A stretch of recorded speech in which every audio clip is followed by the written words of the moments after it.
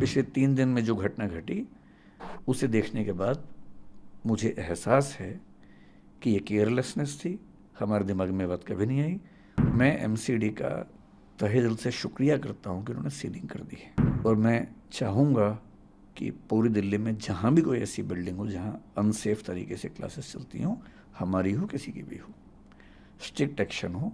और मैं आपके चैनल पर बड़ा खुल के कह रहा हूँ कि परमिशन कभी भविष्य में मिल भी गई तो भी हम बेसमेंट में काम नहीं करेंगे। और मैं चाह रहा हूँ पूरी दिल्ली में एक भी कोचिंग इंस्टीट्यूट बेसमेंट में ना चले। 3 दिन पहले जो घटना घटी उसके बाद पहली बार हमें ये रियलाइजेशन हुआ कि कहीं ऐसा भी तो हो सकता है, ये हमारे जहन में कभी नहीं आया था। और मैं एमसीडी का तहे दिल से शुक्रिया करता हूँ कि उन्होंने सीलिंग कर दी है, और मैं चाहूँगा कि पूरी दिल्ली में जहाँ भी कोई ऐसी बिल्डिंग हो जहाँ अनसेफ तरीके से क्लासेस चलती हों, हमारी हो किसी की भी हो, स्ट्रिक्ट एक्शन हो।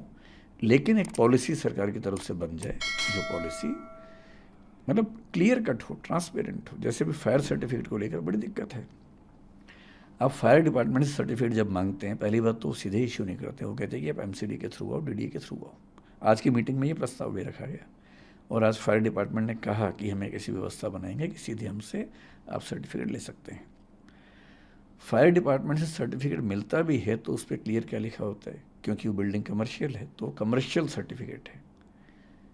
एमसीडी कहती है कि एजुकेशनल सर्टिफिकेट चाहिए।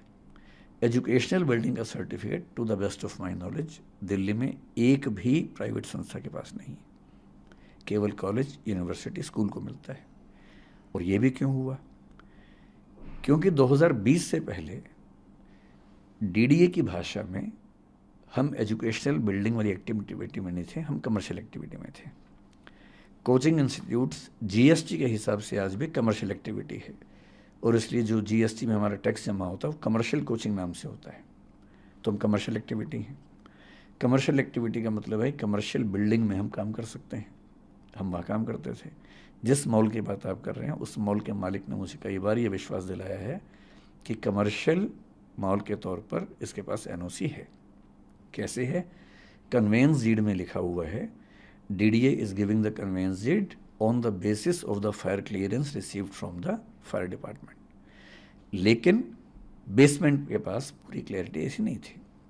इसका क्या जवाब दिया उन्होंने कि 2018 में जब एफएआर के रूल्स चेंज हुए, फ्लोर एरिया रेशो बोलते हैं, जब रूल्स चेंज हुए तो एडिशनल एफएआर उनको मिला है, और एडिशनल एफएआर के लिए उन्होंने डीडीए में अप्लाई किया हुआ है कमर्शियल एफएआर बनाने के लिए।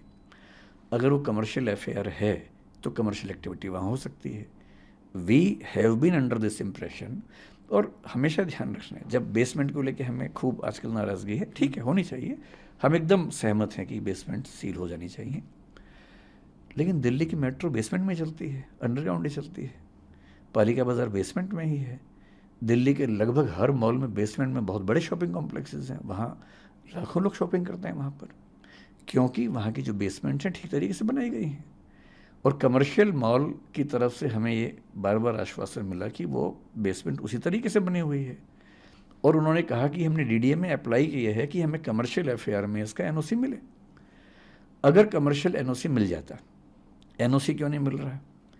डीडीए का मानना है कि ये काम एमसीडी का है, एमसीडी का मानना है कि काम डीडीए का है।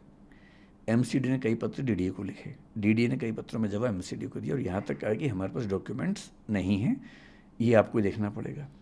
पिछली मीटिंग में हाई कोर्ट में डीडीए ने पहली बार ये कहा कि हम एमसीडी को राइट्स दे रहे हैं, और अब एमसीडी जो कल हियरिंग होने वाली, शायद उसके बाद हमें वैसे भी इशू करती, या तो परमिशन मिल जाती या वो इशू करती कि आपको ये छोड़ना पड़ेगा, तो हम छोड़ते उसको।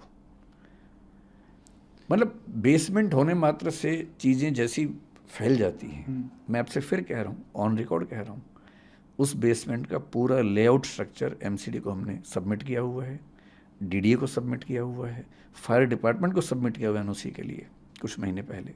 अब तक वहाँ से रिजेक्शन भी नहीं आया उसका, और उसमें 7 फायर एग्जिट्स बड़े बड़े, वो सब उसमें नक्शे में है, और नक्शे में नहीं है, वो रियलिटी में भी है। सर आपने अभी एक बात बोली, लेकिन इसके बावजूद पिछले 3 दिन में जो घटना घटी उसे देखने के बाद मुझे एहसास है कि ये केयरलेसनेस थी, हमारे दिमाग में बात कभी नहीं आई। और मैं आपके चैनल पर बड़ा खुल के कह रहा हूँ कि परमिशन कभी भविष्य में मिल भी गई तो भी हम बेसमेंट में काम नहीं करेंगे। मैं इसका भरोसा आपको दे रहा हूँ और मैं चाह रहा हूँ पूरी दिल्ली में एक भी कोचिंग इंस्टीट्यूट बेसमेंट में ना चले, और ऊपर भी चले तो फायर सेफ्टी के साथ चले। मैं आपको एक बात और स्पष्ट कर देता हूँ यहाँ पर, आपको हो सकता लगे कि मैं बहुत बड़ी बात बोल रहा हूँ, मैं खुल के ये बात कह रहा हूँ, बिल्डिंग सेफ्टी नॉर्म्स के मामले में जितनी शिद्दत से हम कोशिश करते हैं, मुझे भरोसा है कि वैसी शिद्दत कहीं आपको नहीं मिलेगी। अगर आप चाहेंगे मैं भी आपको अपने व्हाट्सएप में एक चीज़ दिखाऊंगा। हमारे पास एक, आप, मुझे नहीं पता बाकी इंस्टीट्यूट्स क्या करते हैं, मैं अपना बता रहा हूँ आपको। 2 महीने पहले, 3 महीने पहले हमने एक वैकेंसी निकाली, क्योंकि हमने 1.5 साल पहले एक डिविजनल हेड रैंक का ऑफिसर बनाया अपनी कंपनी। डिविजनल हेड हमारे यहाँ सीनियर मैनेजमेंट का पार्ट है, जो केवल सेफ्टी देखेगा बिल्डिंग्स की। उसका एक ही काम था, बिल्डिंग की सेफ्टी देखना। नमस्कार, मैं हूं मानक गुप्ता। अगर आपको हमारा ये वीडियो पसंद आया हो तो इसे लाइक और शेयर जरूर करें, और हाँ, हमें सब्सक्राइब और फॉलो करना ना भूलें, ताकि आप देश और दुनिया की कोई खबर मिस ना करें। तो जुड़े रहिए हमारे साथ और देखते रहिए News 24।